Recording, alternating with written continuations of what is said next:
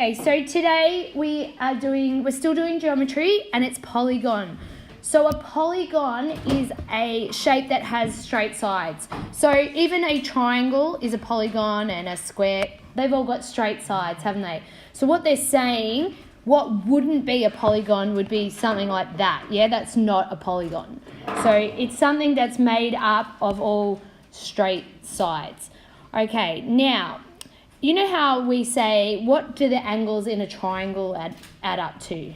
180. Yeah, they equal 180. And say, what did we see a quadrilateral add up to? 360.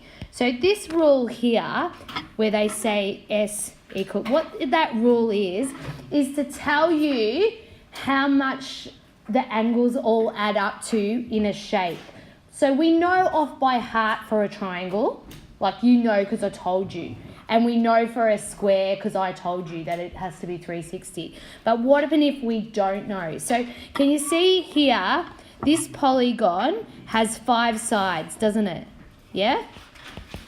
And you can use this formula, S equals 180 times n minus 2, to find out how much its angles all add up to. So you can see over here, they've done 180. Now, n stands for the number of sides. So because this one's 5, they put 5 in there. So what would 5 minus 2 be? 3. So then you times that by 180, and you get, so all the angles in here add up to 540. If we want to test for a triangle, let's do it. We'll test for a triangle. How many sides does a triangle have? 3. So n equals 3. So if you were working out how much, you want to know how many degrees all the angles add up to in a triangle, you'd go 180 times 3 minus 2. And what's 3 minus 2? 1. So what's 180 times 1? Can you see how that worked? Yeah, so, and that's what I told you. I said a triangle adds up to 380. So let's have a look here. This question here, they want me to know, find out what x is. So first, I know that this is 90, don't I, because of that square? Yes. But I need to know what this shape, what do all the angles add up? So let's count the sides. We've got 1, 2, 3, 4, 5. How many sides have we got? 6. So we've got 6 sides. So that means n equals 6. So if I go to find out what should all the angles add up, I'll use that formula. So it's 6 minus 2. So that's 180 times 4. Does anyone know what that is? 560, 540. 720? Yes. Okay, so all those angles have to add up to 720. So you can write out, so 720 has to equal all of them. So you've got 100 plus x plus 140 plus 130 plus 90 plus 150. So I've done all the 6 sides. 1, 2, 3, 4, 5, 6. Now, if we're not, because we're maybe not too good at doing all, you can use all the sums. Just use solve if you like. So solve, you type that in, and what do we have to put after it? What's the one we don't know? Comma x.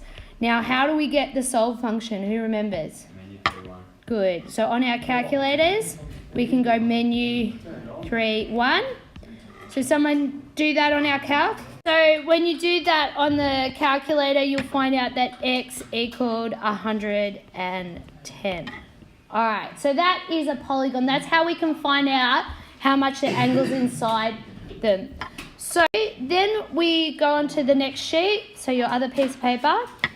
We start talking about a regular polygon.